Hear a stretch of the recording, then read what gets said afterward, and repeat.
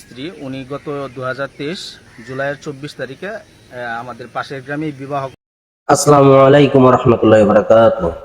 Viral Ismail ভাইকে নিয়ে যে ঘটনাটা হয়েছিল তার আপন ছোট ভাই ইনামুল হকের মুখ থেকেই আমরা শুনি এবং ভিডিওটি শেষ পর্যন্ত দেখি, কারণ না জেনে না শুনে কাউকে একটা বাজে মন্তব্য করা যায় না। আসলে তার ভিতরে কি হয়েছিল তার ছোট ভাই নিজেই সেটা দর্শকের সামনে তুলে ধরেছে এবং আমরা ভিডিওটি শেষ পর্যন্ত দেখে আসি ইনশাআল্লাহ, তাহলে হয়তো আপনার আমার ভুল ভেঙে যাবে। তাই বলছি, ধৈর্য ধারণ করে ভিডিওটি শেষ পর্যন্ত দেখুন এবং ভিডিওটি যদি ভালো লাগে আমাদের চ্যানেলটি সাবস্ক্রাইব করে পাশে থাকবেন ইনশাআল্লাহ।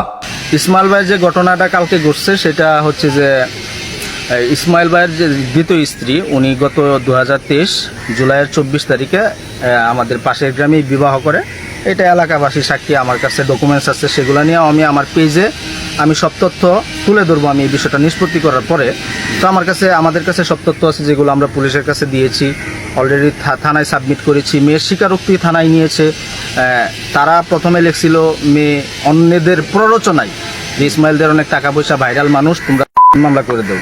কেন? ইসমাইল ভাইয়ের দ্বিতীয় বউ বিয়ে করে এটা পরিবারকে না জানায়া মেয়ের বাবা আর ইসমাইল ভাই মিলে ওই মেয়েকে, দ্বিতীয় বউকে, ইসমাইল ভাই বর্তমান দ্বিতীয় বউকে ইসমাইল ভাইয়ের কাছে বিবাহ দেয়। সো যখন এটা বড় বউ জানে, সেটা নিয়ে সে থানায় একটা অভিযোগ করে। থানায় এই নিয়ে 2টা বিচার হয়েছে। এটা থানা পুলিশ সব সাক্ষী আছে, সব ডকুমেন্টস আছে।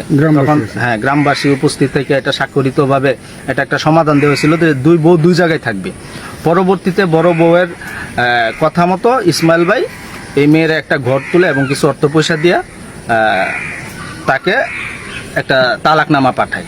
তো তালাকনামা পাওয়ার পরে এলাকার কিছু মানুষের প্ররোচনায় সে আয়সা থানায় অভিযোগ দেওয়ার করে এইভাবে যে ইসমাইল আমাকে করেছে।